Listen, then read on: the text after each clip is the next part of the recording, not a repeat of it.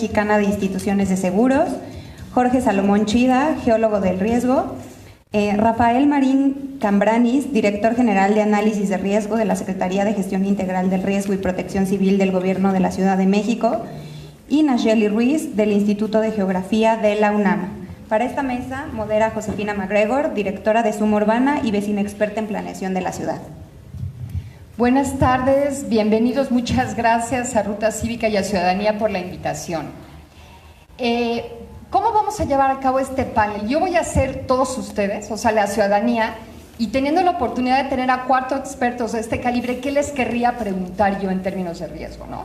Yo estoy de este lado y acabando este panel, ¿qué quisiera llevarme a mi casa como preguntas respondidas de ustedes 4?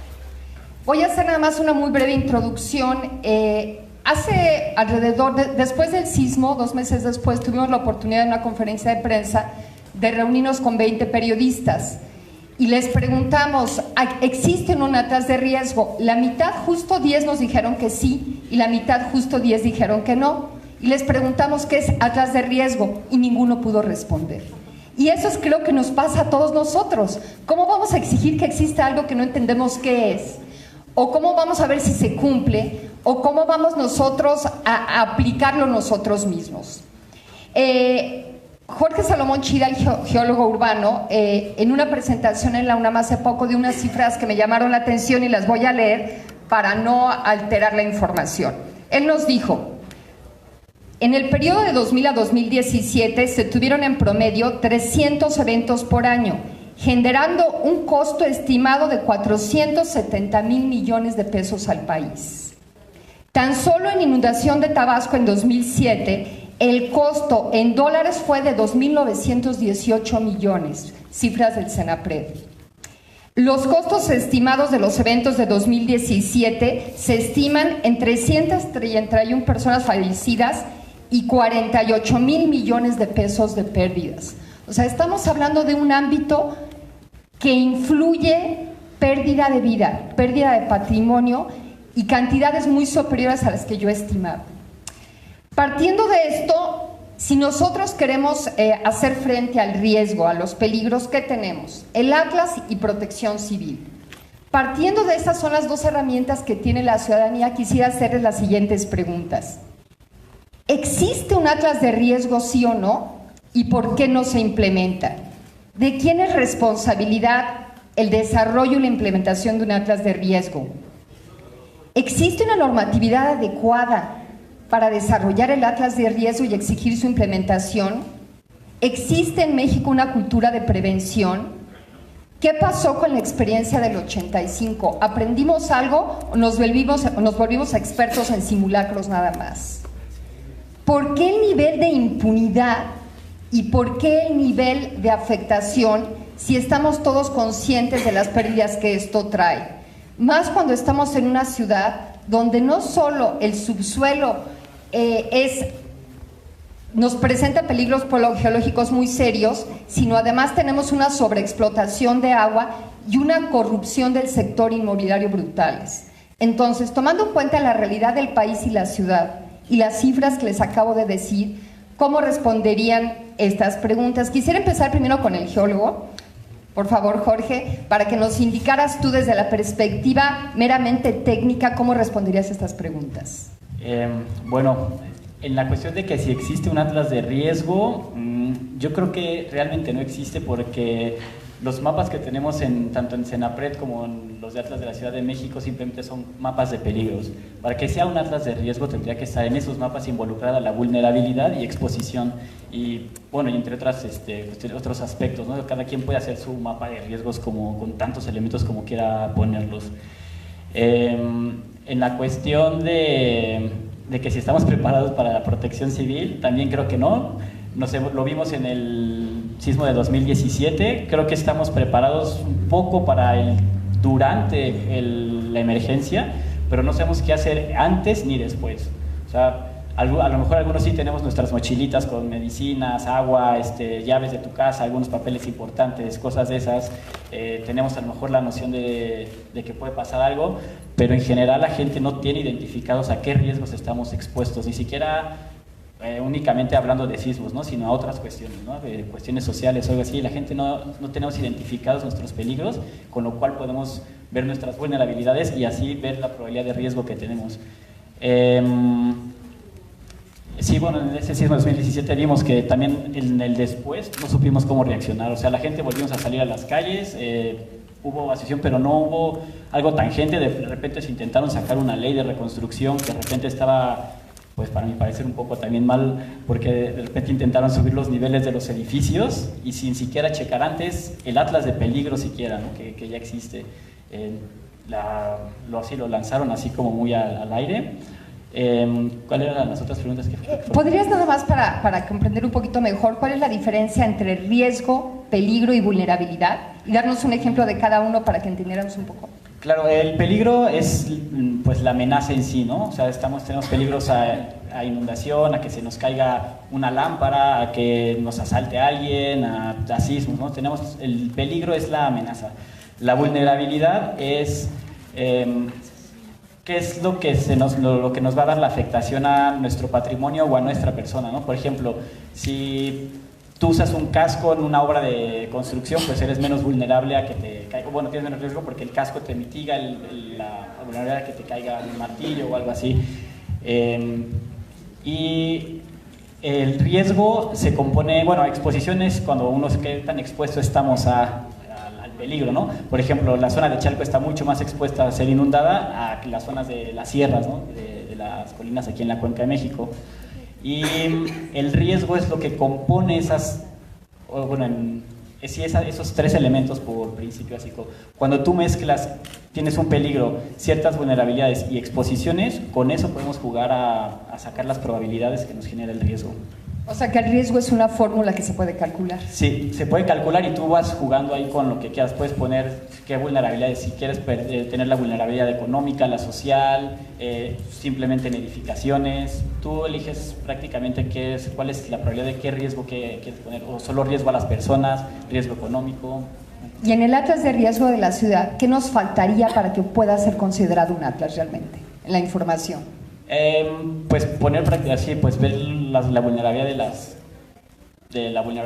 tanto de personas como de patrimonio de inmuebles, porque hay muchas veces, bueno, yo cuando hice la tesis intenté sacar información sobre los predios y edificios que había aquí en la ciudad, pero fue un problema porque no existe el catastro o la información es súper privada o confidencial o algo así, y entonces yo no podía saber, por ejemplo, la edad de ciertas construcciones, niveles de piso, tipo constructivo, con lo cual yo podía hacer mi modelo para sacar la vulnerabilidad de los edificios y poner la exposición de sismos aquí en la ciudad y ver los diferentes, la zonificación de peligros que hay aquí en la ciudad. Entonces con eso modelar mi probabilidad de riesgo para ciertos edificios, ¿no? Entonces, sí, pues la información creo que es bastante faltante. O sea, que sabemos cuáles son los peligros que hay abajo o por otro lado, pero no sabemos qué hay arriba. Y si no vinculamos la infraestructura y la gente con lo que son los peligros, no podemos saber cuál es el riesgo. Sí, completamente. O sea, tenemos que vincular todo para saber el riesgo, porque tú a lo mejor dices, ay, bueno, voy a construir el edificio de 10 pisos, pero si lo construyes a lo mejor de madera con un proceso de, no sé, con tabique o lo que sea, pues va a ser más vulnerable a si construyes un edificio que tenga los péndulos estos antisísmos o de vulneración. Entonces con eso es que juegas a qué tanto riesgo hay en tu patrimonio o hacia las personas. Muchas gracias, Rafael. Desde el punto de vista de protección civil. Claro que sí, coincido en varios aspectos con el colega. La ciudad ni el país en sí tiene un atlas de riesgo como tal, eso es verdad. Nos falta mucho el tema de la vulnerabilidad, como bien mencionaba el compañero, y a mí sí me gustaría como tener claridad en los conceptos que componen el riesgo. El riesgo, al final de cuentas, se mide en variable económica, ¿es dinero o es pérdida de vidas? Cuando nosotros calculamos riesgo, calculamos el porcentaje de daño que se traduce en una vida humana o en cuestión económica. Cuando hablamos de peligro es la probabilidad de ocurrencia de un fenómeno perturbador con cierta intensidad que puede generar daños. En el tema del fenómeno, no hay que confundir el fenómeno con el peligro. Por ejemplo, tenemos los ciclones tropicales, ese es un fenómeno como tal, que trae 3 peligros asociados: el viento, la lluvia y la marea de tormenta. Entonces, es como conceptualmente es importante tener esto claro. En el tema de vulnerabilidad, como bien mencionaba también el colega, existen muchos tipos de vulnerabilidad. Cuando nosotros hablamos de vulnerabilidad es necesario que le pongamos apellido, porque yo puedo ser vulnerable ante una cosa pero no ante otra. Lo vemos, por ejemplo, con las viviendas tipo maya, que son muy vulnerables ante inundaciones porque son viviendas construidas con pajareque, techo de palma, que se inundan muy fácilmente, pero en el tema de viento son muy resistentes, por ejemplo. Entonces, es muy importante también tener claro, cuando hablamos de vulnerabilidad, de qué tipo de vulnerabilidad estamos hablando. Y exposición, la exposición es prácticamente todo lo que se puede ver afectado. Entonces, evidentemente es una función, una fórmula con la que podemos calcular el riesgo. El Atlas de Riesgo de la Ciudad tiene mucha información sobre peligro y alguna a nivel de amenaza. Es importante también diferenciar entre peligro y amenaza. Cuando hablamos de peligro, le estamos metiendo la probabilidad de ocurrencia de ese fenómeno en un cierto periodo de tiempo. Entonces, por eso hay mapas de peligro de inundación con periodos de retorno de 5, 10, 15, 20 años, que lo que nos dicen es que una inundación de cierta magnitud, de cierta intensidad, se puede presentar en ese periodo de tiempo. La verdad es que el Atlas de Riesgo de la Ciudad tiene bastante información sobre peligro y amenazas, pero no tiene casi nada de vulnerabilidad. Esa es una realidad. Se han hecho diferentes metodologías. Yo, antes de que me invitaran aquí a la Secretaría de Gestión Integral de Riesgos y Protección Civil, trabajé 11 años en el Senapred y me tocó trabajar muchas metodologías para estimar vulnerabilidad social en particular. Yo soy sociólogo de profesión. Y es muy diferente cuando uno está en el Senapred, estás detrás del escritorio, que cuando te enfrentas a la realidad y lo tienes que aplicar ya en territorio. Después del Senapred me tocó participar en la elaboración de algunos atlas municipales, algunos atlas estatales, y aplicar justamente las metodologías que habíamos escrito en el Senapred. Y me di cuenta que el nivel de escala no nos sirve para tomar decisiones a nivel local. Eso es otra cosa muy importante. Y también, como mencionaba el compañero, no existe información muy fidedigna, o es muy difícil acceder a ella. Por ejemplo, el tema del catastro.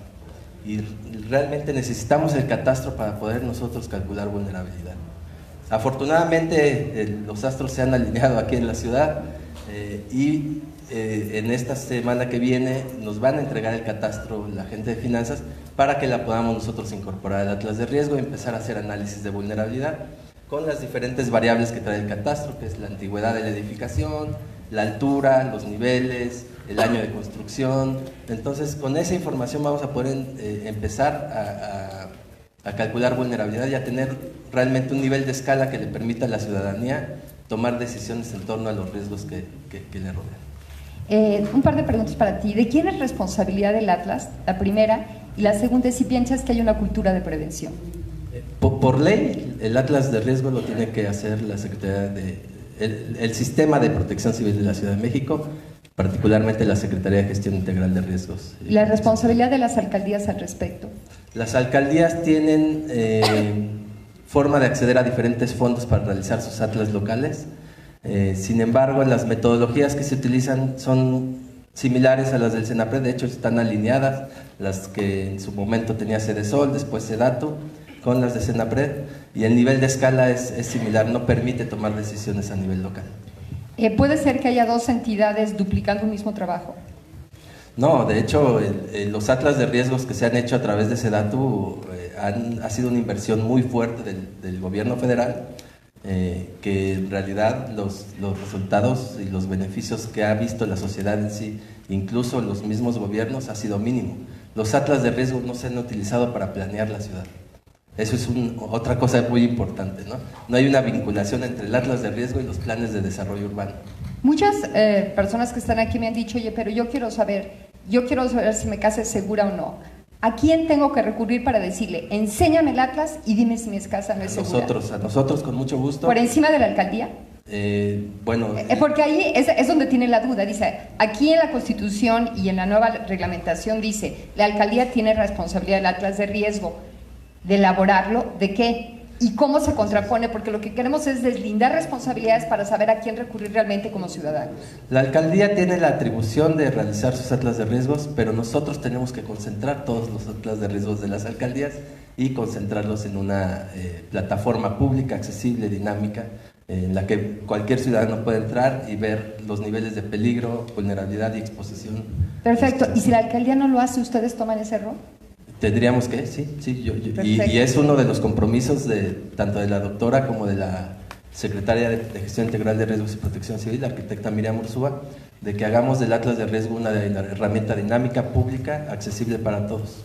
Clarísimo, muchas gracias. Y sobre la cultura de protección civil.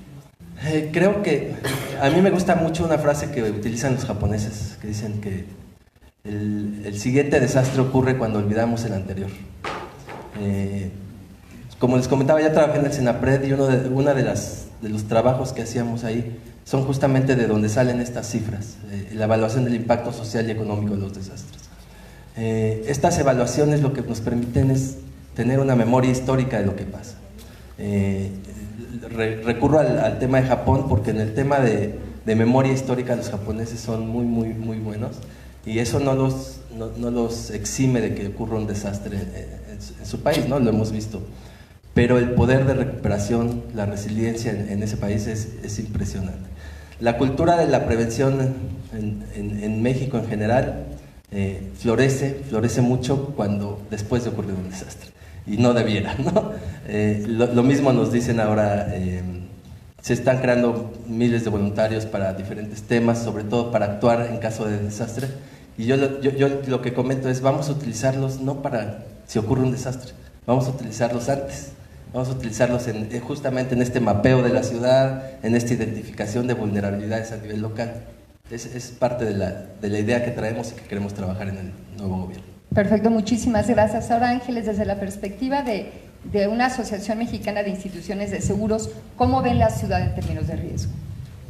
Bueno, al igual que dicen Jorge y Rafael, pues a lo mejor también tenemos una diferencia en cuanto a las definiciones que estamos exponiendo, pero cuando no entremos a esas, al final estamos completamente de acuerdo con la perspectiva de que realmente no tenemos un atlas de riesgo completo, que además es un instrumento súper dinámico, aun si ya tuviésemos los peligros, la vulnerabilidad, la exposición, etcétera, para poder realmente caracterizar y cuantificar los riesgos. De cualquier forma, eso tendría que ser un proceso continuo, tendría que haber reglas de cómo lo vamos a estar actualizando constantemente. Lo que nosotros vemos a partir de los sismos del 85, pues es que sí ha habido una mejora, ¿no? Se crea el sistema de protección civil y cambian los códigos de construcción. Entonces, lo que nosotros observamos es que estructuras que tal vez en el sismo del 85 se habrían colapsado, ahora al haber respetado los nuevos estándares de construcción, pues realmente han sobrevivido. Ahí está el ejemplo de Torre Reforma y estos grandes edificios con todos los lineamientos y tecnologías. Pero por otro lado vemos los grandes retos que hay, o sea, no hay realmente, pues hay asentamientos humanos irregulares, ustedes los ven y son recurrentes. Cada año mínimo nos tocan 7 fenómenos hidrometeorológicos y en el 2017 nos pusieron a prueba, pero parecía examen profesional terrible, ¿no? 8 fenómenos hidrometeorológicos mayores y 2 sismos, que impresionante. Entonces, bueno, al final vemos que la gente no debiese estar haciendo sus viviendas a la orilla del río o en los acantilados, en fin, y que recurrentemente están ahí. Entonces, pues hay una falta de observación en esta parte de asentamientos humanos, pero también en los códigos de construcción, así como sí hay apego en algunos casos, pues en otros vemos que no es así, o que no se observan ciertos reglamentos o leyes. Ejemplo, los condominios, ¿no? Hay una ley de condominios que dice que todos tenemos que estar constituidos como régimen de condominios, que debe haber un aseguramiento de las áreas comunes y de las viviendas. Una de las cosas que dificultó muchísimo el pago de siniestros de bienes asegurados fue eso, porque en muchos casos, pues dices, bueno, el seguro va a resarcirte por la parte del indiviso que te toca, pero si ninguno está asegurado, o está asegurado uno de 20, ¿cómo reconstruyes? O luego todo el tema de realmente ver que tu vivienda tenga lo que necesita de seguridad, o sea, esa cultura de prevención que todavía, sinceramente, es un gran reto en México, ¿no? Y otras cosas, pues, es lo que dicen, ¿no? La memoria corta. Yo pregunto cuántos de ustedes todavía tienen su maletita lista para salir, ya se nos olvidó, ¿no? También dices, bueno, en los sismos del 17, nosotros estimamos pérdidas de más de 60,000 millones de pesos, de los cuales el sector asegurador resarció 32,000 millones y todavía hay algunos que faltan. ¿Por qué faltan? Porque muchas veces no puedes acreditar la propiedad, ¿no? Era de la abuelita se murió, ya ahora te toca a ti y ni siquiera lo has regularizado, entonces ¿a quién le pagas? ¿No? Después también viene el tema de que sigue después, ¿no? La reconstrucción. Si no tienes pues los medios para reconstruirlo, eso es un gran reto. Creo que la población es muy vulnerable en términos económicos a todos estos sismos, sobre todo las clases, bueno, la población más vulnerable en situación de pobreza, pero hasta la clase media. Pierdes tu patrimonio, no está asegurado, no hay quien te lo resarza. A lo mejor estás en una situación más o menos estable económicamente y caes en pobreza. Y después, pues también el tema de si ya quiero reconstruir y tengo los recursos, ¿dónde están estas facilidades regulatorias para los permisos? Te pueden tratar como si fuera un procedimiento común en el cual pareciera que vas a construir un condominio resort con, no sé, un jardín botánico, y te piden cosas que van mucho más allá de lo que ante una situación de reconstruir tu vivienda o de evitar que se caiga tu vivienda, pues quedas otra vez vulnerable. Entonces, bueno, nosotros pensamos que el Atlas de Riesgos es algo que nos urge, que ya es muy importante y que es el elemento central de lo que debe ser un proceso de administración integral de riesgos.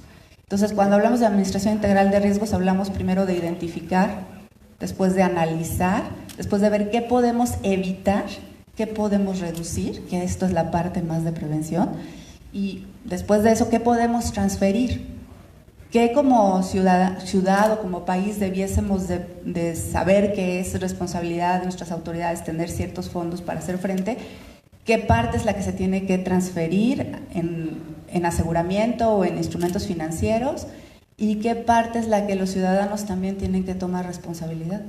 Creo que una de las cosas que le he escuchado a este nuevo gobierno y que me ha gustado mucho es eso, esto de buscar que el individuo entienda que tiene una responsabilidad y que tiene que empezar a prevenir y a cuidar.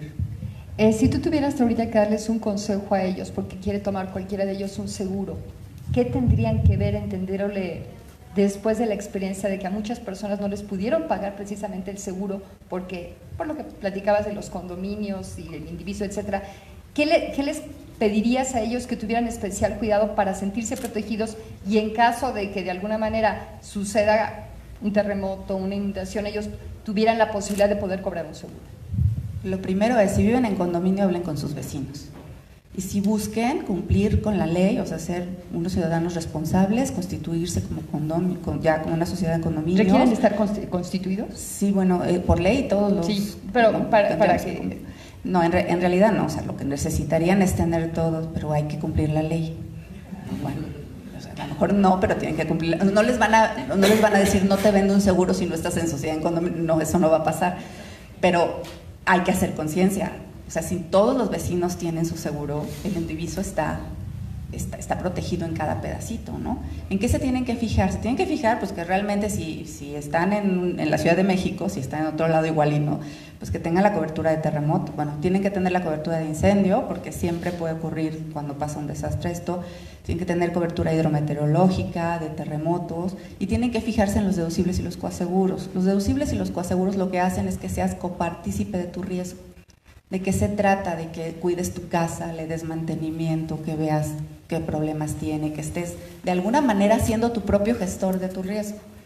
Y una vez que estableces estos lineamientos, pedirle a la persona que te está vendiendo el seguro, o si estás en una herramienta en internet que hay varias, hacer algún ejercicio, a ver si pasar esto, cómo aplicaría el deducible, cómo aplicaría el reaseguro. Otra cosa que es importante es que ustedes contemplen que su póliza tenga alguna cantidad para remoción de escombros, porque si algo pasa necesitan esto, o una cantidad extra para poder hacer estudios, para poder realmente dictaminar si su vivienda ya está en un riesgo inminente y se tiene que tirar, o si se puede reparar. ¿Qué pasó en el sismo con los DROs? Muchas veces los DROs llegaban, hacían una inspección, cuando era invidente pues no había más que decir, ¿verdad? Pero en otros casos necesitaban estudios adicionales y muchas veces las personas, los vecinos no tenían dinero para hacer eso. Entonces también desde la perspectiva de querer tener una respuesta rápida de tu seguro necesitas tener esos elementos. Entonces ustedes pueden pedir que en su póliza haya este tipo de coberturas para que haya cantidades para cubrir esos gastos que a veces no pensamos que nos van a pasar. Bueno, pues la realidad nos trajo muchas cosas que tenemos que volver nosotros a reconsiderar, tanto en la industria que tienes tú como nosotros como vecinos, ¿no? O sea, ¿qué vivimos? ¿Cuáles son los peligros que está enfrentando esta ciudad? Y con base a ellos, desafortunadamente, en Suma Urbana la mayor parte de asesorías fueron personas que no pudieron hacer valer sus derechos porque no tenían escrituras, porque no pudieron cobrar el seguro, porque era autoconstrucción y por lo tanto no podía ayudarles nadie, porque no tenían forma de poder decir es mi propiedad y por lo tanto ninguno de los fondos les ayudó. Entonces esto tiene que servirnos a todos para aprender cómo tenemos que hacer la legislación para autoconstrucción, aprender cómo tiene que haber un nuevo diálogo quizá entre las instituciones de seguros y nosotros y entender la ciudad. Y ahora, Ana Shelly, desde tu punto de vista de geógrafa, ¿qué podrías decirnos a todos? Gracias. Bueno, muchas gracias por la invitación. Sí, no, aquí ya lo tenemos lista. Pero para correr un poco y no tapar. Ah, bueno. Si no, los colores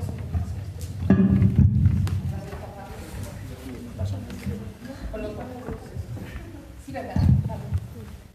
Con la autorización de la moderadora. Sí, está bien. Bueno, muchas de las preguntas que nos lanzaron ahora que no las tenemos preparadas, están de hecho un poco en esta presentación que la pensamos como una provocación para justamente desatar esas preguntas, ¿no? La primera cosa que quiero decir, que es la más seria de todas las que voy a presentar, es que los atlas de riesgos tienen que presentarse como instrumentos para ejercicio de derechos humanos, que es una cosa de la que nadie ha hablado, ¿no? Pero que tenemos nosotros una serie de derechos, entre ellos tiene que ver con el acceso a la información, la autodeterminación informativa, la vida digna, el acceso a la ciencia y la tecnología, que finalmente no los estamos ejerciendo, ¿no? Entonces, este es un instrumento súper bueno, ideal, para poder garantizar este ejercicio de derechos, ¿no? Entonces, con base en eso, la pregunta de si existen atlas de riesgos que hagan esto, no existen, ¿no? Sí existen en el papel y están puestos ahí, pero la idea sería tener un atlas de riesgos que nos permitiera esto. Entonces, el divorcio entre justo estos mapas súper tecnologizados de peligros y la sociedad nos lleva a esto. ¿Ven? Cuando nosotros queremos saber a qué estamos expuestos, acabamos consultando estas fuentes y entonces no se imaginan lo prevalente que es preguntar a qué riesgos estoy expuesto encontrando estas cosas, ¿no? Todos saben quiénes son, estoy segura, ¿no? Pero entonces ¿cuál sí es? Y resulta que nos vamos a estos instrumentos y estos instrumentos están como en la otra dimensión, ¿no? Y entonces la pregunta es, bueno, ¿y entonces qué hago, no? O sea, si yo quiero de veras, como mencionaban los compañeros, saber qué tengo que hacer para proteger mi vivienda, al parecer no es que esté mal, obviamente el trabajo, yo trabajo en la UNAM, estos son mis colegas, pero hay que reconocer que están un poquito lejos de la sociedad en general y de lo que las personas estamos demandando en la vida cotidiana, ¿no? Y entonces justamente las preguntas son, ¿quién conoce el Atlas? Muchos no conocemos el Atlas, ¿por qué lo estamos buscando? Que es una cosa importante, ¿qué es lo que nos está llevando a buscarlo? ¿Y quién debe decidir qué información integrar y cuál no? Entonces tenemos estos mapas que están súper bonitos, que desde el punto de vista técnico no hay ninguna alegación, ¿no? El problema es que esto no nos sirve para tomar decisiones, como ya lo comentaron los colegas. Por ejemplo, está en el Atlas de Riesgos de Coyoacán, y es de los que están detallados, pero este mapa está en una ventanita así chiquititita de un PDF perdido en no sé dónde, ¿no? Entonces, ¿qué hacemos con esto? Pues esto no nos sirve, para empezar por un tema que usamos mucho los geógrafos, que es la escala, ¿no? Y entonces, ¿esta es de veras la única vía para saber? No. Pero ¿qué pasa cuando hacemos los SIGs tradicionales, ¿no? Los SIGs tradicionales tienen este problema, que es que hay un problema geográfico allá afuera, que uno lo puede ver y lo puede tocar, pero cuando uno tiene que pasar la información aquí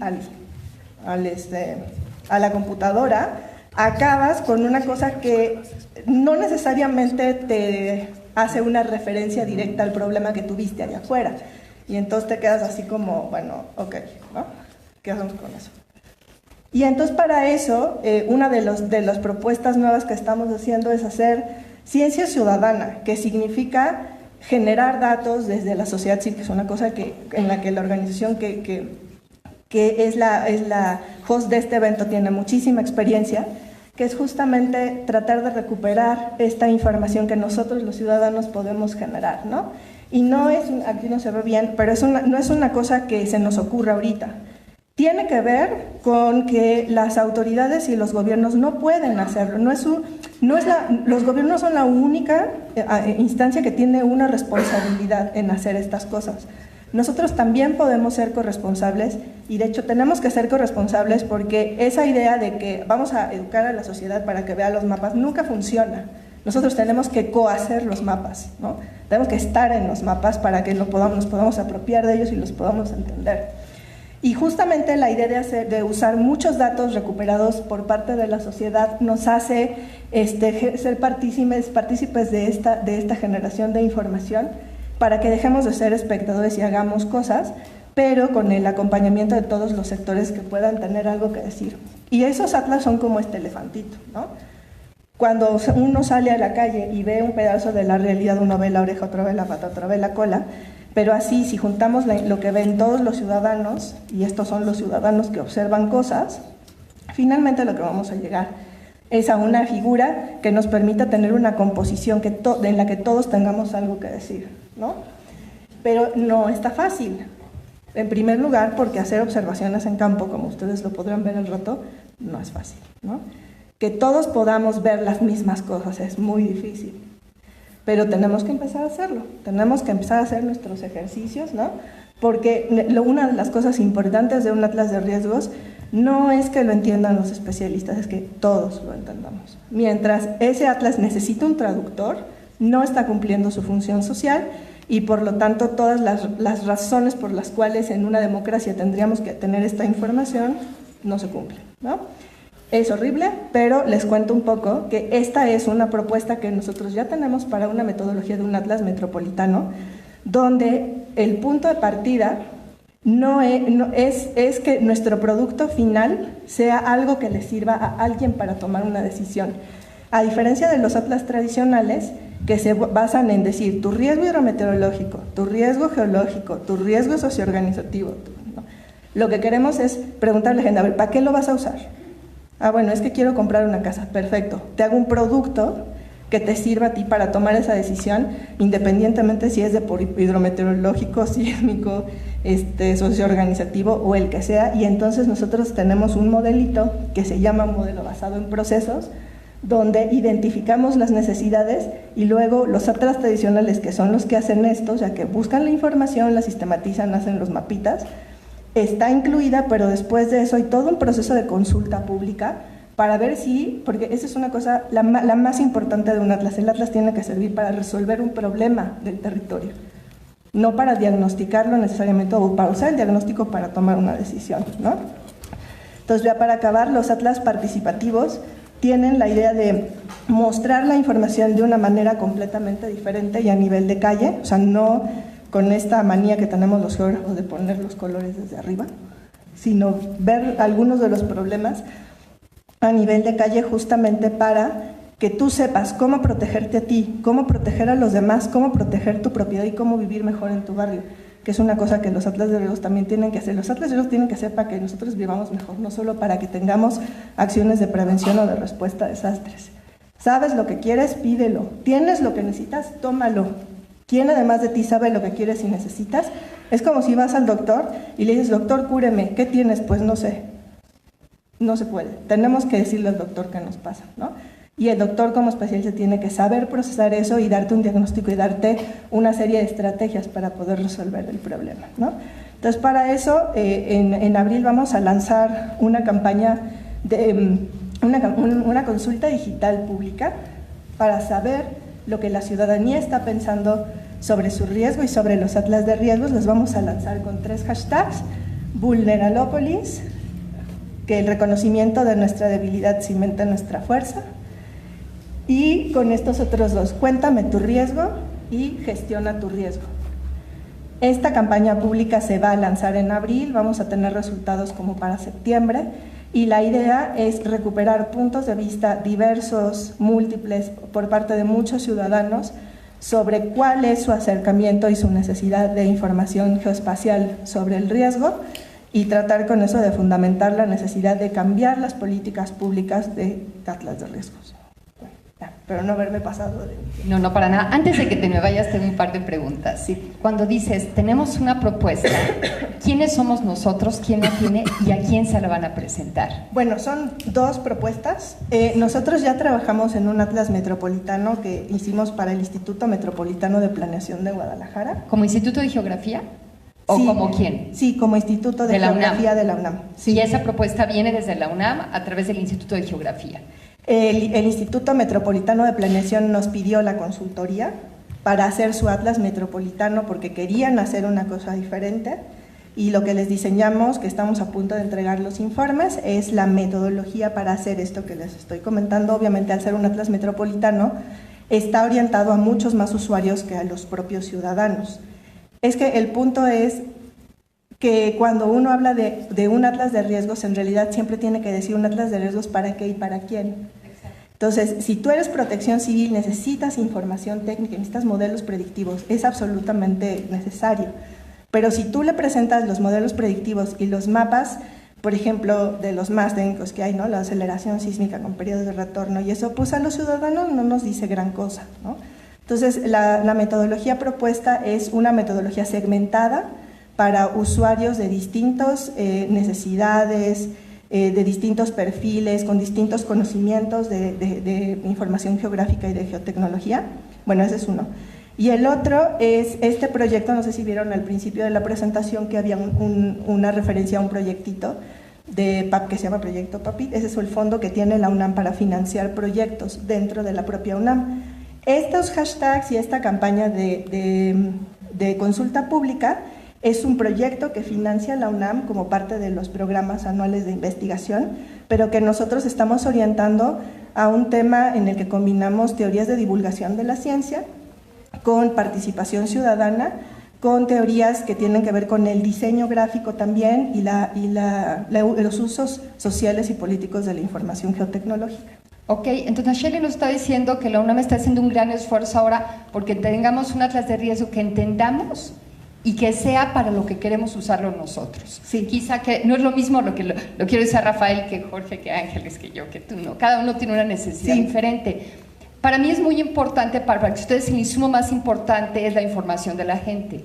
Entonces, si ellos quisieran hacer seguimiento de este proyecto en especial para contribuir difundiéndolo y proporcionando información a la universidad, ¿cómo podrían hacerlo? La consulta pública va a ser un diagnóstico de cómo cómo podríamos segmentar el atlas de riesgos de la Ciudad de México. Esta es una consulta para la Ciudad de México, ¿no? Una vez que tengamos esos resultados, vamos a trabajar justamente con el proyecto ya más orientado de ciencia ciudadana, que tiene que ser necesariamente una estrategia en la que participe mucha gente. La ciencia ciudadana no se hace con uno ni con dos, se hace con cientos de voluntarios, pero primero necesitamos ir paso por paso. Primero es la consulta, y una vez que tengamos la consulta vamos a hacer el protocolo para que todos los ciudadanos que se quieran integrar a mapear su riesgo se puedan integrar, y luego hacer recomendaciones así de política pública, así decirle al Senapred, mira, esto, ¿no? Perfecto, perfecto. Ahora retomamos nuestros lugares. Gracias. Sí, gracias.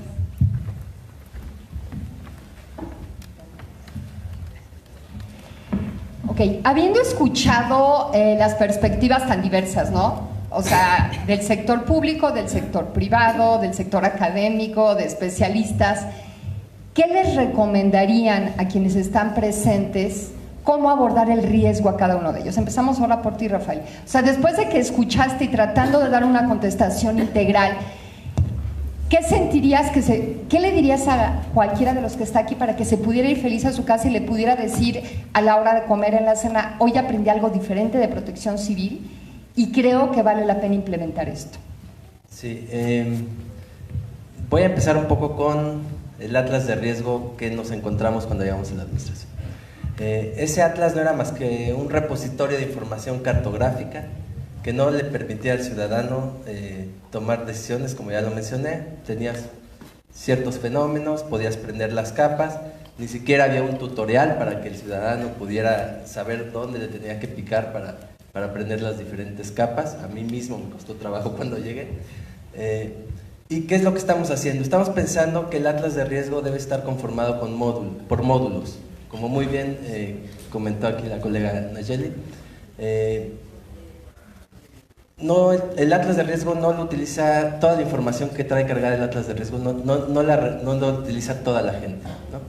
Tiene como usuarios específicos. Entonces lo que nosotros estamos haciendo es tener módulos, un módulo por ejemplo de indicadores de peligro, en el que tú puedes poner tu dirección, te lleva a la JEP, estamos ahorita a nivel AJEP, y del lado derecho te aparece un semáforo con los niveles de peligro que hay en esa zona. Llévanos de la mano, haz de cuenta que no sabemos nada. Para entrar a lo que tú estás diciendo, haz de cuenta que yo no sé ni prender mi compu. Para entrar a donde tú estás diciendo, ¿qué tengo que hacer? Hay que conectarse a internet, cualquier navegador, y uno ingresa a la dirección atlas.cdmx.gov.mx. Le va a aparecer, ¿podemos poner tu lámina donde viene el atlas? Podríamos regresar ahí. ¿Hay conexión con la cabina? ¿No es este? ¿te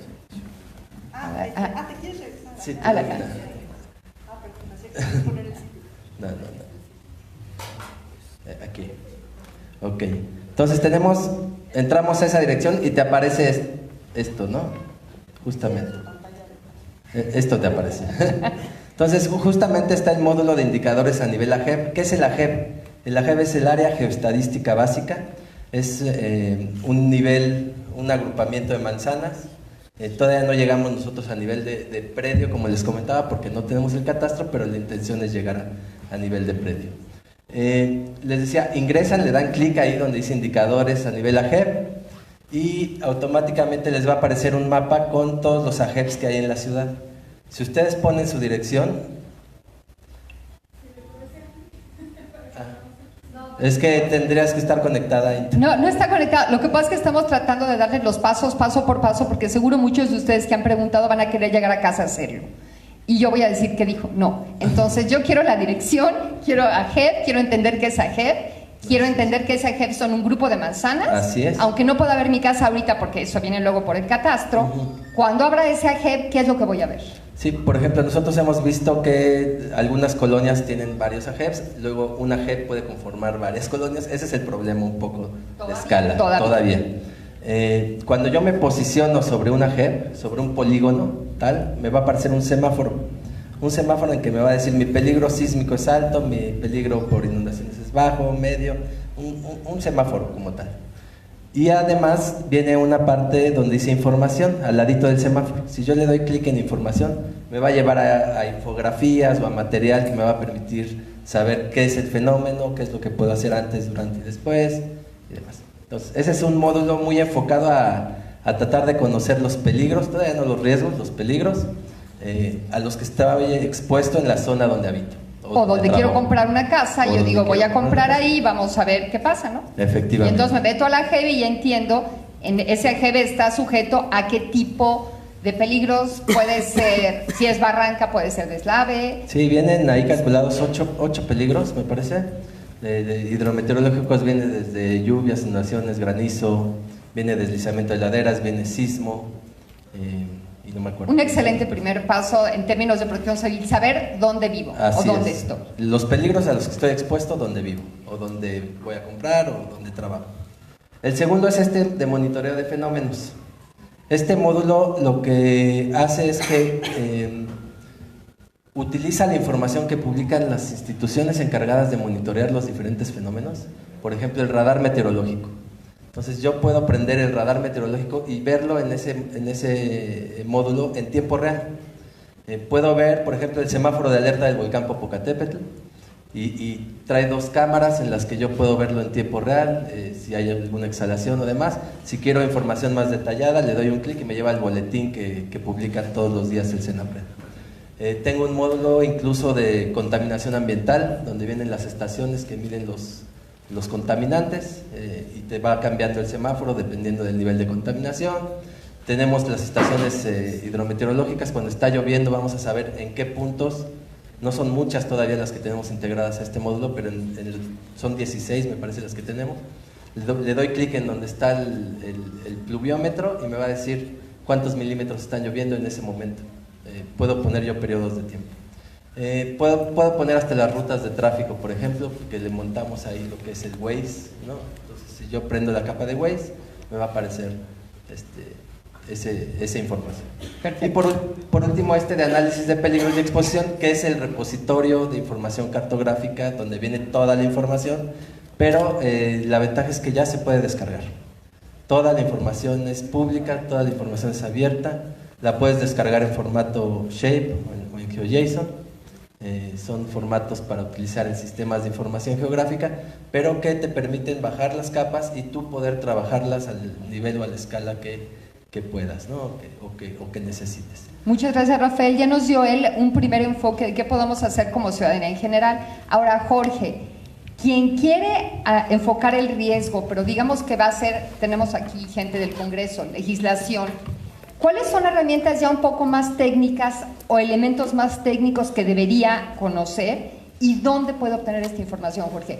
Yo voy a tener que legislar, si las alcaldías van a hacer el Atlas, ¿no? Estamos discutiendo la reglamentación secundaria de todo lo que se puede discutir en esta ciudad. Y nos topamos con diputados que es la primera vez que tienen contacto con estos temas. Porque así es, ¿no? No puede uno saber de todos los temas. Entonces hay diputados que jamás en toda su vida ni siquiera sabían que existía un Atlas de riesgo, pero van a legislar sobre el tema. Entonces, a su grupo técnico, ¿a dónde le aconsejarías ir a buscar información? ¿Cuál es una fuente de información fidedigna donde pueda partir y crear un criterio para hacer política pública o para hacer legislación? Yo creo que iría directo al Instituto de Geografía a buscar información. Sí, claro, porque ¿por qué? El Instituto de Geografía maneja bastante información, bueno, de toda la República en general, y tienen estudios académicos pues muy detallados sobre el riesgo, peligros, zonas que tienen probabilidades de peligro así, y cuestiones también de sociales y económicas, o sea, demográficas del país, que pues con eso ayudan a la toma de decisiones.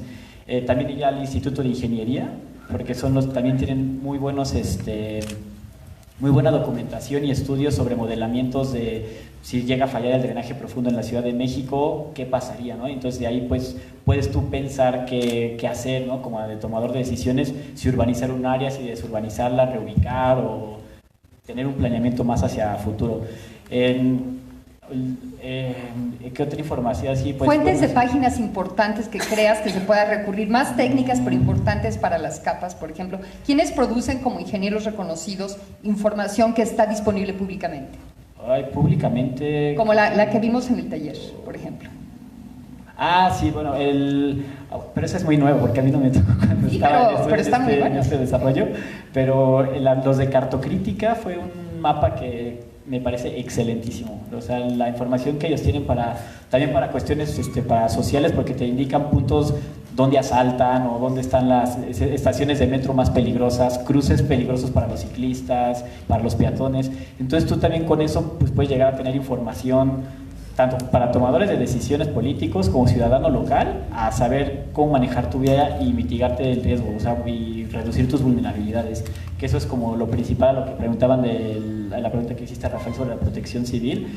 Creo que así como personas, así antes de tomar decisiones, primero hay que identificar los peligros a los que estamos, así desde, no sé, yo que soy peatón y ciclista, pues cuántos semáforos cruzo que son peligrosos para mí, y digo, bueno, a lo mejor cambio la ruta para mitigar eso, ¿no? O sea, para reducir mi vulnerabilidad de cruzar ese semáforo peligroso. Y así prácticamente con todo, y los tomadores de decisiones, pues eso, ¿no? No urbanizar, por ejemplo, en el lago de Texcoco, ¿no? Que es un lago y tiene otros problemas, o usar esa herramienta más que nada para el ordenamiento territorial, y no simplemente pensar que la ciudad de México, bueno, que la Cuenca de México es una explanada y un territorio completamente plano, que la ingeniería va a solucionar todo, ¿no? Como lo vimos en presentación anterior, que con el desagüe de agua que pensaron que con el TEO se va a solucionar, dice sí, ingenierilmente se soluciona, o aquí en la Ciudad de México, ingenierilmente con edificios súper resistentes solucionamos la cuestión sísmica, pero eso nos da costos altísimos en estructuras que luego la gente pues no la vamos a poder pagar o solo va a quedar establecida para ciertos sectores que la van a poder pagar, y al final del día pues qué ciudad quieres, ¿no? O sea, qué ciudad quieres generar, cómo la queremos ordenar, y eso creo que sí es lo que va importante para los tomadores de decisiones. Pero volviendo a la pregunta, creo que sí yo me baso mucho más en la información que tiene el Instituto de Geografía, que creo que ahí puedes descargar los estudios y es pública y la puedes descargar. Y en Senapred creo que ahora ya también dejaron lo de los mapas, los shapes y eso, con los que si saben usar sistemas de información geográfico, que en esa cuestión más técnica pues es muy bueno porque bajas las capas y ya puedes jugar un poquito. Y es muy importante lo que acabas de decir, ¿no? La necesidad de vincular el ordenamiento territorial con el riesgo. Sí.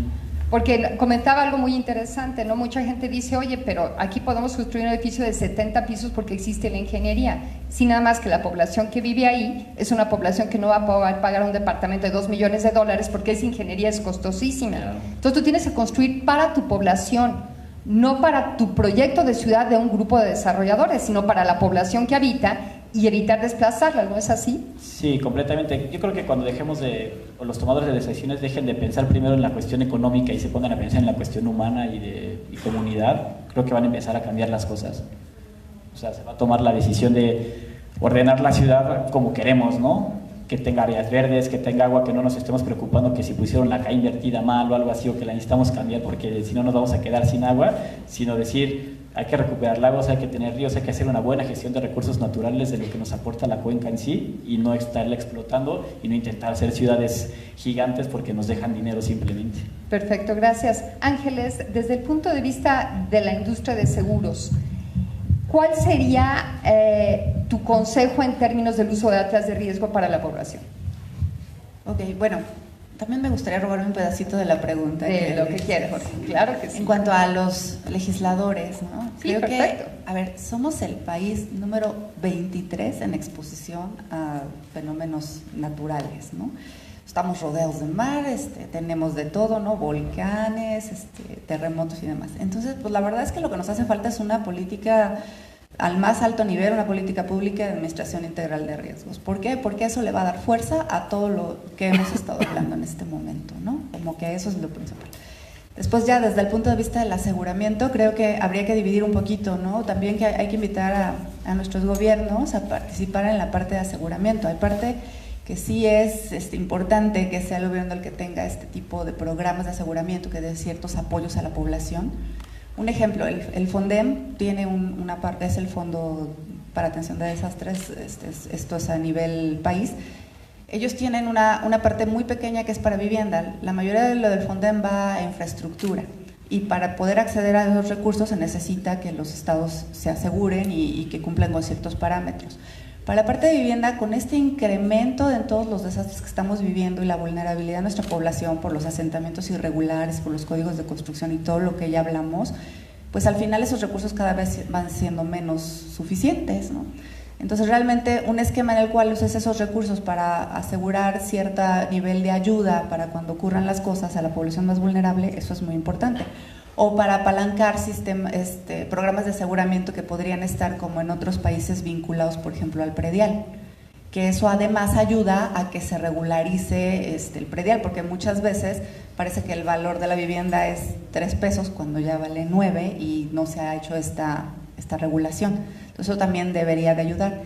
Y después, pues que entren un rato a jugar a la página, vean sus vulnerabilidades y que se pregunten ¿cuánto vale mi patrimonio y qué es lo peor que me podría pasar si esto pasa? Siempre decimos, no, es que no me va a pasar, ¿no? Siempre nos va a pasar, nunca sabes cuándo. O sea, este es un país maravilloso, hermoso, pero súper expuesto. Entonces un poco es, ¿qué es lo que me podría pasar? Y entonces sí busquemos una asesoría para ver financieramente cómo le haría yo para hacer frente cuando me pase. Si sé que lo peor que me puede pasar es que se inunde el patio, pues a lo mejor eso dices, bueno, lo pago con tal cantidad y no hay problema. Pues lo peor que me puede pasar es que se inunde y con eso se dañe toda la instalación eléctrica y regreses de tus vacaciones y te encuentres todos los aparatos electrónicos quemados y demás. O también que observemos lo que decía Nacheli, ¿no? ¿Qué hay a tu alrededor y cuáles son tus exposiciones? Imagínense que al lado está la gasolinera y ¿qué pasa si a esa gasolinera algo le pasa? Pues adiós a mi casa, ¿no? Entonces también eso, el empezar a hacer escenarios. Y la otra, pues avisarle a todos los vecinos que va a haber esta consulta para que participen y se integren y logremos construir lo que necesitamos, el atlas de riesgo para nosotros, para nuestros usos ya como ciudadanos. Muchas gracias. Para cerrar antes de las preguntas, Nacheli, te quería preguntar una cosa. Vamos a hacer un enfoque nada más hacia derechos humanos y hacia derechos humanos de tercera generación. ¿Cómo abordas el atlas de riesgo y los derechos humanos? Bueno, lo primero es reconocer cuáles son los contenidos de esos derechos, ¿no? Por ejemplo, el derecho a la información y a la autogestión informativa son derechos que ni siquiera los propios legisladores han acabado de acordar cómo se definen o cómo se defienden, ¿no? Pero no hay que irse como tan arriba. O sea, uno tiene que pensar, por ejemplo, lo que me pasa a mí, yo hago un montón yo soy el usuario número 1 del sistema de transparencia de la Ciudad de México porque siempre quiero saber cosas, ¿no? Entonces, lo primero que tenemos que hacer es quitarnos el miedo a preguntar cosas, ¿no? El tema del atlas de riesgos tiene que ser un acercamiento a partir de las preguntas que tienes tú misma o tú mismo sobre tu calidad de vida y sobre la ciudad que quieres, ¿no? Entonces, cuando nosotros introducimos el concepto de derechos humanos es porque es el ejercicio de esos derechos el que nos garantiza, el que nos ha ayudado a dar la pelea por las cosas que no se saben, en parte porque no existe la información, pero también en parte porque nos la han querido negar, ¿no? Y yo creo que el reconocimiento de eso es muy importante y el reconocimiento de la propia responsabilidad que tenemos nosotros en generar esa información, en consultar esa información, es lo primero que tenemos que ver cuando hablamos de derechos, ¿no? Ahora, los atlas de riesgos son un instrumento muy chistoso a nivel científico porque usualmente quienes los han hecho son gente como con una especialización técnica muy acá, ¿no? O sea, son como de veras los geotecnólogos, los geofísicos, los geólogos acá, ¿no? Y resulta que hay un divorcio bastante claro entre esa comunidad científica que intenta comunicar las cosas de la manera como si nosotros todos fuéramos especialistas y el ciudadano de a pie. Entonces, cuando estuvimos pensando el proyecto, una de las cosas que queríamos trabajar era cómo comunicar y cómo divulgar esto, y luego nos dimos cuenta de que en las teorías de la divulgación de la ciencia, lo que esas teorías nos estaban diciendo es, si tú tomas la postura de que de arriba a abajo te voy a educar, tienes la batalla perdida, ¿no? Las mejores cosas de divulgación y de apropiación científica y de democratización de la ciencia son de abajo hacia arriba, ¿no? Y dentro de ese marco, los atlas de riesgos se han un poco como monopolizado por la parte oficial, pero si ustedes se fijan y exploran un poco la web, se darán cuenta de que hay millones de gentes que han hecho sus propias geoplataformas tratando de responder a sus propias preguntas porque lo que se encuentran aquí no es suficiente, no está mal, simplemente no es suficiente, no es la clase de pregunta que se están haciendo. Entonces, la idea de los derechos humanos es decir, yo tengo que generar un producto que me garantice mi derecho a la información, que me garantice la información que yo necesito para preservar mi seguridad, la seguridad de mi patrimonio. Entonces, las primeras cosas que hay que preguntarse es de abajo hacia arriba, ¿cómo voy yo a resguardar esos derechos? ¿Cómo voy a hacer valer esos derechos? Y luego, desde la parte científica es cómo puedo ofrecer un producto que al ciudadano que se hace esas preguntas le pueda garantizar esos derechos, ¿no? Perfecto, muchas gracias. Ahora vamos a abrir 15 minutos a preguntas. Ahí vamos. 3 preguntas, me dicen por favor a quién es la pregunta, súper breves, preguntas de 20 segundos, dirigidas a quién para el beneficio de que puedan preguntar más, ¿va? Sí, bueno, más que una pregunta es un poco complemento con todo, si bien yo vengo como ciudadana, pero no puedo quitarme como el disfraz de todo lo que traigo, pero solamente para comentar que, por ejemplo, dentro de la Ley General de Protección Civil, se acaba de reformar y ya ahí establece que Senapred es el encargado de recopilar y actualizar, mantener actualizada todos los atlas desde lo municipal, estatal y nacional. Entonces todo lo que se trabaje dentro de otras escalas más pequeñas se tiene que recopilar y se tiene que poner en este sistema, y está definido el Atlas Nacional de Riesgos, ya está definido ahí como un sistema donde integra información no nada más de riesgo, sino todo lo que lleva el riesgo, sino peligro, vulnerabilidad y demás. Y todo se va a integrar ahí, y también establece la ley que es un delito grave, o sea, no está sancionado, pero es un delito grave hacer una construcción en una zona identificada como riesgo, peligro, etcétera. El delito grave es no usando información que provenga del atlas de riesgo. Otorgar la licencia en la Ley General de Protección Civil, efectivamente. Exacto.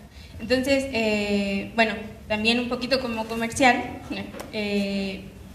respondiendo a la pregunta de otras fuentes de información, está la página del Atlas Nacional de Riesgos, así www.atlasnacionalderriesgos.gov.mx, que es la del Atlas de Senapred, el nacional, que integra a todos los demás, y que precisamente, respondiendo también a la otra pregunta, que si se hace doble labor, a lo mejor, seguro sí, se hace doble labor, pero por ejemplo en el sitio de Senapred se trata de recopilar de Ciudad de México, Instituto de Geografía, tenemos muchas instituciones, yo creo que unas 50 instituciones donde se recopila toda la información y se pone en un solo sitio, ¿no? Donde se pueda pues, poner todo. Bueno, doy pauta para los demás. Gracias. Muchas gracias, qué amable, muchas gracias. Ahora, a ver, era aquí, perdón, aquí.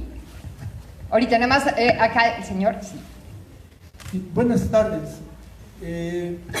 Yo llevo desde el 2014 cuestionando a las autoridades de que en esta ciudad no se prevén los riesgos. El término es prevención, no es administración ni es conocerlos, es cómo preverlos. Y la pregunta es, ¿por qué se ha tenido miedo de hacer un estudio geológico que determine un diagnóstico claro de la situación de suelo para poder establecer las verdaderas medidas de prevención? ¿Por qué aceptamos que la reconstrucción se realice sin que se conozcan cuáles son estas verdaderas medidas de protección y de prevención? ¿Por qué permitimos que el mismo gobierno construya obras de infraestructura y que a las constructoras inmobiliarias se les permita que construyan obras en lugares en donde, lejos de amortiguar los riesgos, los están agrandando?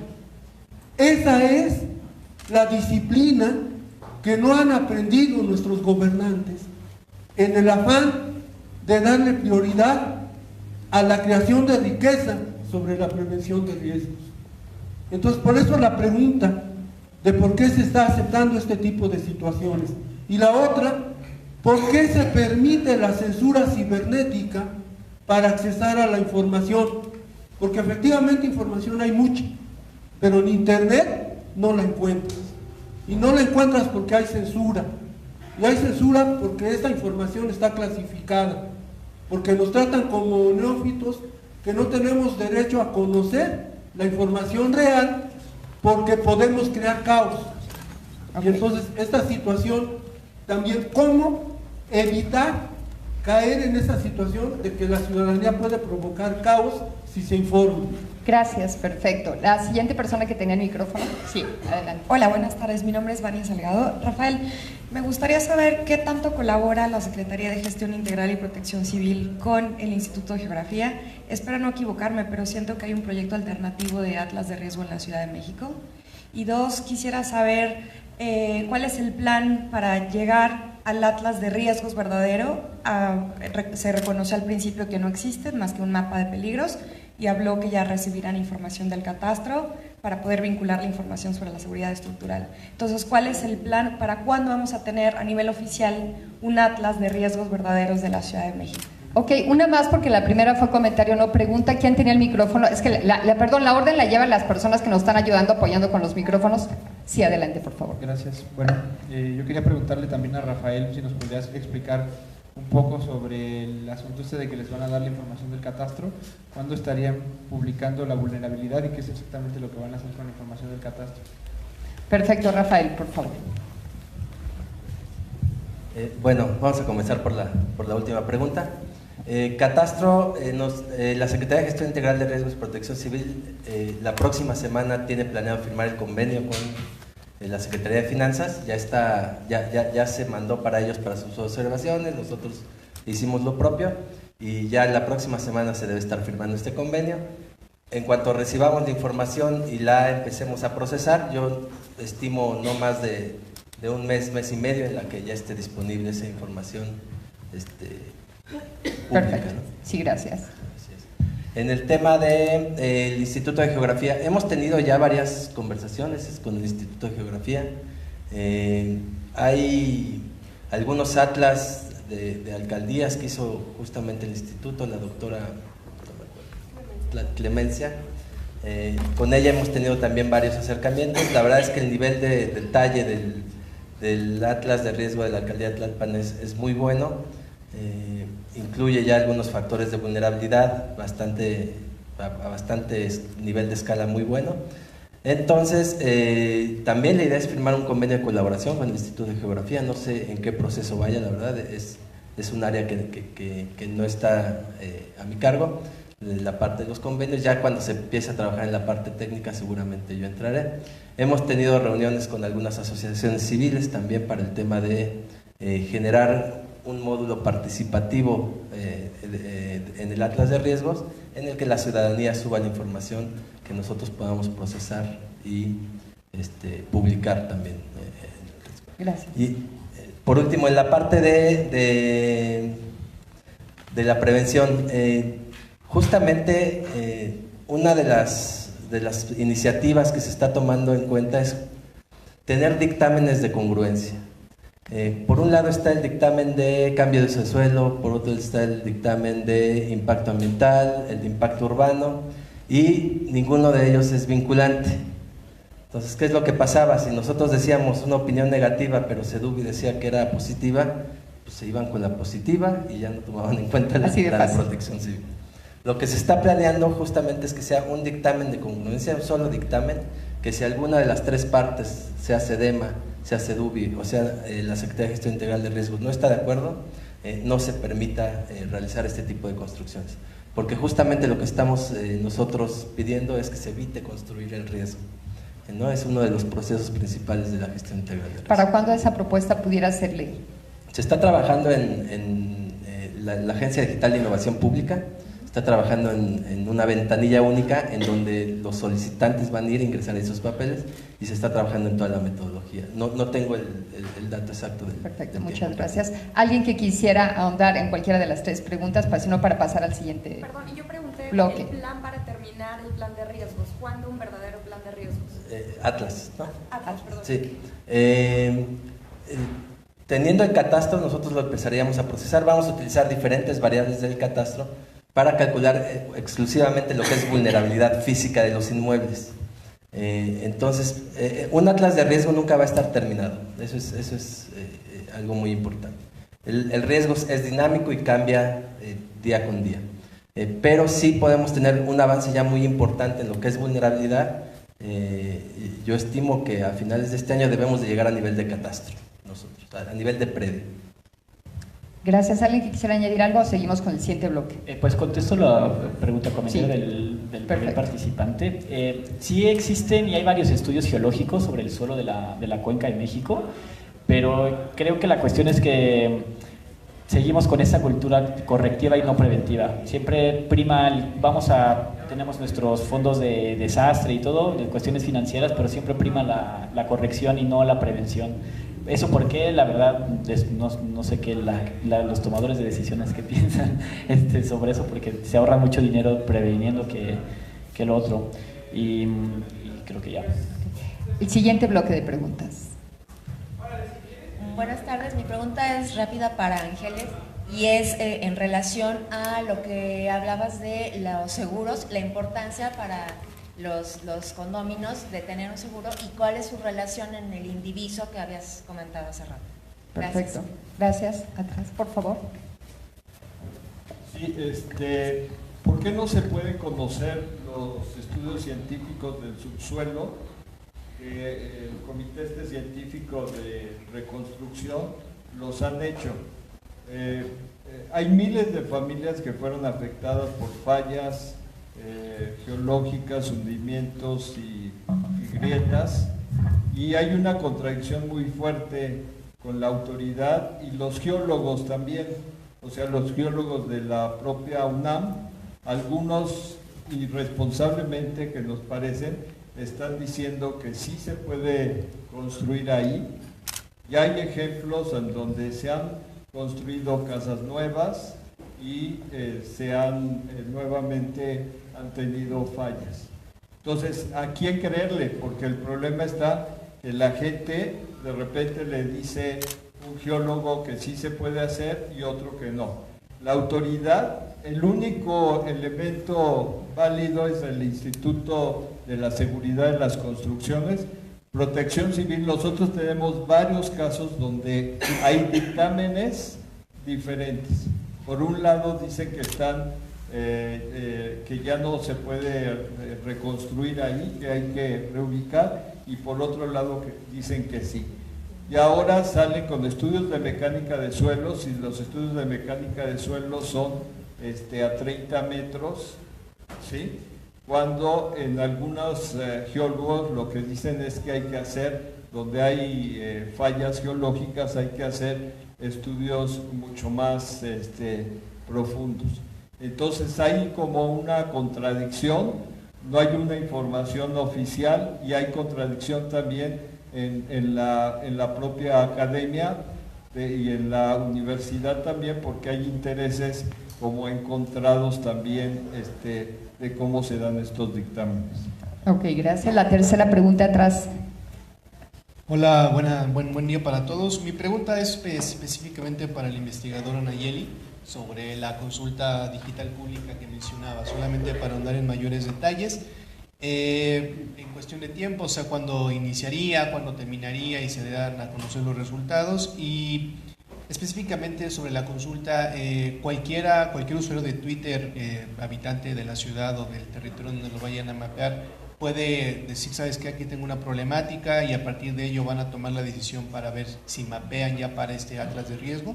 Es básicamente eso. Empezamos con esta última pregunta, por favor. Bueno, gracias por la pregunta. La consulta se va a lanzar la segunda quincena de abril, y la idea es presentar los resultados de la consulta. Tenemos dos fechas posibles, una es el propio 19 de septiembre y otra es el 13 de octubre, que es el Día Internacional para la Reducción de Riesgo de Desastre. Entonces estamos viendo como cuál de las dos logramos pegar, porque nuestra tirada es tener información de verdad, o sea, como muy grande, o sea, llegar a muchos usuarios, tener muchos registros, ¿no? Entonces eso obviamente requiere mucho tiempo de análisis, pero la idea es presentar los resultados en alguna de estas dos fechas. Se va a lanzar en Twitter y en Facebook, pero se está construyendo un micrositio dentro de la página del Instituto de Geografía, y cuando esté lista la página de ese micrositio, en ese micrositio hay una programación de un sitio de consulta donde uno puede como poner valoraciones y opiniones de distintos tipos dentro del propio micrositio, ¿no? Entonces son como dos maneras de participar, una dentro de las redes sociales y otra dentro del micrositio del instituto, y así va a funcionar. Gracias. Ahora, por favor, Ángeles. Cuando tú buscas tu cobertura de seguro, una de las cosas que te pasa cuando estás en un condominio es que si se afectan las áreas comunes, el estacionamiento, los elevadores, el jardincito, no sé, y solo eres la única segura de los demás vecinos no, pues realmente aun cuando te paguen tu pedazo de indiviso, porque así lo hayas pedido en tu cobertura, pues no vas a poder reparar nada con eso, ¿no? Y el financiamiento para la parte que no esté cubierta, pues tendría que venir de cada uno de los vecinos. Y si ellos no tienen las posibilidades económicas para hacerlo, pues genera un problema pues para todo el condominio, ¿no? Incluso para los que responsablemente estén asegurados. Y Rafael, por último, esta pregunta que todos nos hacemos, ¿no? Tenemos 3 dictámenes, los 3 de una autoridad, ¿qué hacemos? Sí, más bien era el tema de las grietas. Sí, no, y los dictámenes, ¿no? La interpretación de los dictámenes. Sí, los dictámenes a veces pueden chocar entre sí, porque el Instituto de Seguridad para las Construcciones lo que evalúa es la seguridad estructural del inmueble. La Secretaría de Gestión Integral de Riesgos se basa en los riesgos externos. Regularmente los dictámenes o opiniones técnicas de riesgo que hacemos son con base en los riesgos externos y el programa interno de protección civil en caso de que sea un establecimiento mercantil o una escuela. Entonces, nosotros podemos decir por una parte que es un riesgo medio, porque a lo mejor cuentan con todo su programa interno de protección civil bien, es una escuela, pero tiene una gasolinera, no sé, a 100 metros. Podemos decir que es un riesgo medio. Estos variables que estoy mencionando son hipotéticas. Sin embargo, la estructura a lo mejor ya es muy vieja, tiene daños estructurales y el Instituto de Seguridad de las Construcciones hace un dictamen de seguridad estructural con riesgo alto de la estructura. Entonces, justamente lo que queremos es hacer estos dictámenes de congruencia para que solo tengamos un valor de riesgo, solo tengamos un dictamen que te diga si puedes o no puedes construir, con base en qué. Incluso, se me olvidó mencionar, se intenta incluir dentro de estos dictámenes el tema de movilidad y agua.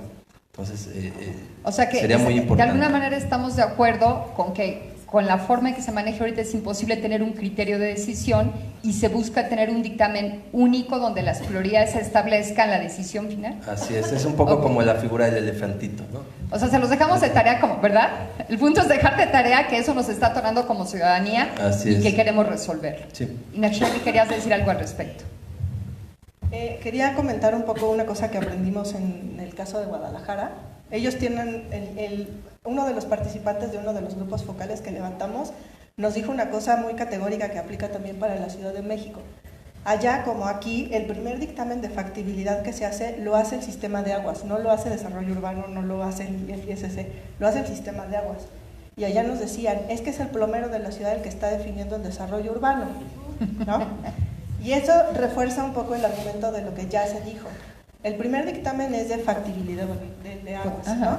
Después, por ejemplo, si es una construcción tipo B, que tiene más de 10,000 metros cuadrados, necesita otra serie de estudios, el estudio de impacto urbano, el estudio de impacto ambiental, necesita el dictamen del ISC, necesitas todos esos dictámenes, y todos esos dictámenes han sido, o sea, cuando uno se pone a ver los papeles en serio, es una corruptela de miedo. Porque en todos se puede comprar y vender el permiso o la definición del riesgo. Entonces, ¿cuál es el problema? Que si tú le preguntas de desarrollo urbano, oye, ¿no quieres usar el atlas de riesgos para tomar tus decisiones de factibilidad? Y te dicen, no, eso es de protección civil, que lo hagan para mitigar. Y es una cosa en la que tenemos que incidir también, porque la forma en la que están diseñadas las atribuciones de las oficinas de desarrollo urbano crean mucho como esta actitud y esta un poco como cultura burocrática de que eso no me toca a mí. Y tarea para el legislador. Eso es de protección civil y a mí lo que me toca es dar los permisos. Pero donde tenemos que también actuar es en este orden en el cual se emiten los dictámenes porque de veras está de miedo. Excelente. También aquí Ángeles nos quiere comentar algo al respecto. Bueno, completamente de acuerdo con lo que dicen de que necesitamos un dictamen unificado. Yo creo que ahora con todos los retos de la reconstrucción, y me imagino que mañana César Cravioto les hablará más de eso, pero al final es el ciudadano se queda en una situación súper vulnerable, ¿no? Porque puede tener un dictamen de protección civil que dice, este es un riesgo inminente, uno de obras públicas se le dice sí, adelante, y uno tal vez de aguas que te dice que no, ¿no? Entonces es esto, ¿no? Y al final, si tienes un dictamen que dice que es un riesgo inminente, pues yo creo que están violando un derecho constitucional, ¿no? Finalmente un derecho humano, porque no puede ser que no te sientas seguro en tu casa. Exacto. Último bloque de 3 preguntas por razones de tiempo. Asigna el micrófono a las personas que han visto mejor que yo. ¿Quién ha levantado la mano en orden, por favor? Sí. Sí, es que no se ve, perdón. Perdón. Sí, yo me pregunto y les pregunto qué es la vinculación desde la realización de estos atlas de riesgo y las mismas prevenciones con las autoridades en sus diferentes niveles e incluso con la ciudadanía. Miren, en el 2015 fuimos llamados como Universidad Autónoma Metropolitana a realizar un convenio de colaboración con Senapred para realizar un atlas de riesgo en nuestra expertise, que es la subsidencia y la calidad del agua. Y lo primero que se venía a la mente era, Atenco, vamos a ver el impacto que va a tener esa mega obra. Para todos nos callaron, no, le entramos en cualquier lugar, excepto Atenco. Viene la obra de allí. Ahorita tenemos un problema muy fuerte con la construcción de la termoeléctrica y en concreto el proyecto integral Morelos. Pero, ¿sabes qué? Vamos a limitar las preguntas, perdón, a la ciudad, sí. porque fue un compromiso con todos de limitar, no salirnos del tema. Entonces, yo sí te agradecería mucho que lo limitáramos a una pregunta más concreta y que tuviera que ver vinculación directamente con la Ciudad de México. Sí. Ok, bueno.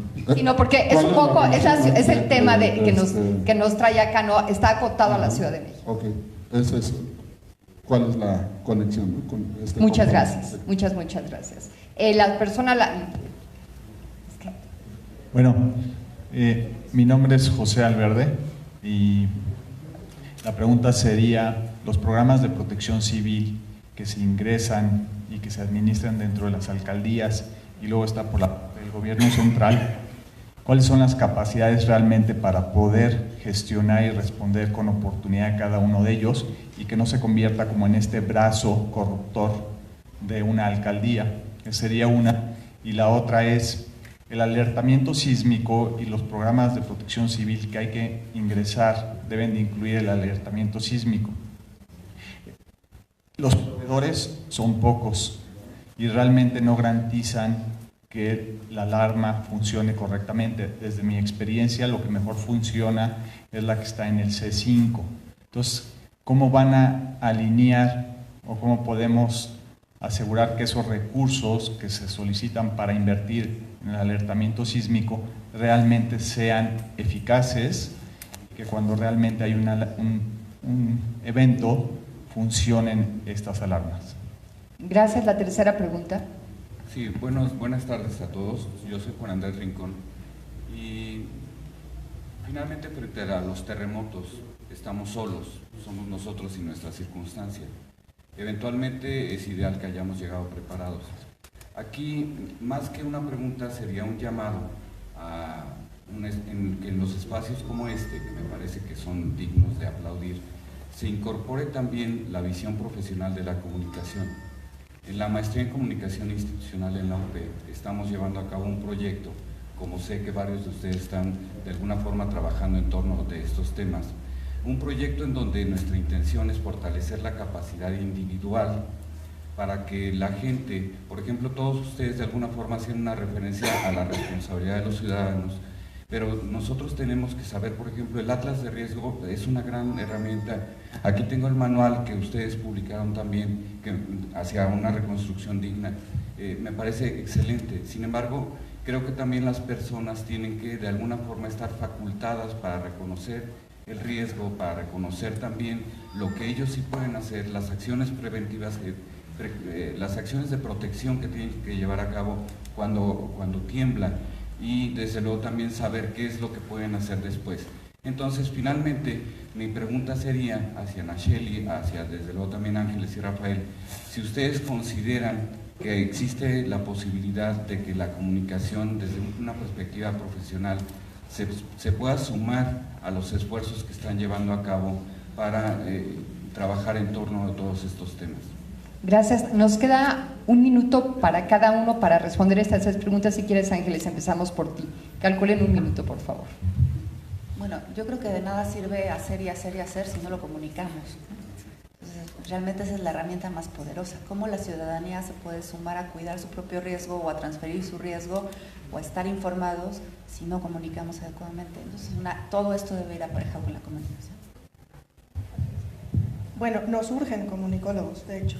Nada más para darles un ejemplo, es tan interdisciplinario y es tan complejo el problema que los programas de servicio social asociado a esto tienen ingeniería geofísica, derecho, comunicación, diseño y geografía. O sea, urge, la parte de comunicación ha sido tremendamente descuidada, ¿no? Entonces es una parte en la que hay que trabajar en el corto plazo porque sin ese factor realmente este tipo de proyectos no va a funcionar. Y las otras preguntas, sí, o sea, era para las tres. Bueno, lo de la alerta creo que no. Sí. Rápidamente, lo que son programas internos de protección civil, estamos de acuerdo, era una de las cuestiones por las cuales a protección civil se le conocía como extorsión civil, ¿no? Nosotros queremos redignificar la profesión de los que nos trabajamos en este tema. Entonces, lo que se va a hacer es que los programas internos de protección civil ya solo se van a registrar ante la Secretaría de Gestión Integral de Riesgos y Protección Civil. Se está trabajando en ello y las alcaldías ya no van a tener esa facultad. Es algo que se está trabajando.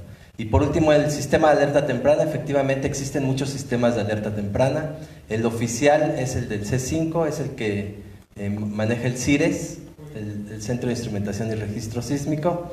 Existen aplicativos, existen algunos otros proveedores de la señal de la alerta sísmica, pero el oficial es el del C5 justamente. Bueno, y ahí reiterando un poco el comentario sobre comunicación, justo muchas de nuestras preguntas vienen porque no sabemos qué pasa en protección civil. Si ustedes ven, el 50% de las preguntas tenían una respuesta que ninguno ni estando en este medio conocíamos. Entonces no solo es necesario, urge porque eso nos va a simplificar el camino a todos, ¿no? Saber que viene una nueva legislación que va a corregir muchas de las cosas que estamos comentando, sería increíble que lo supiéramos todos, ¿no? Con alguna infografía sencilla de entender, porque como dices tú, son demasiados ámbitos. Yo voy a cerrar nada más con 3 puntos que creo que no se tocaron específicamente y que he oído yo reiteradamente de la sociedad civil, y van para ustedes 4.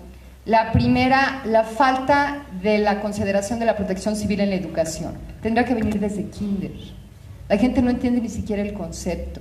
Entonces tenemos que ir desde que el niño es pequeño y empieza a entender hasta la universidad y la maestría, que entendamos todos a diferentes niveles la protección civil, ir creando una cultura. Y eso no pasa en México.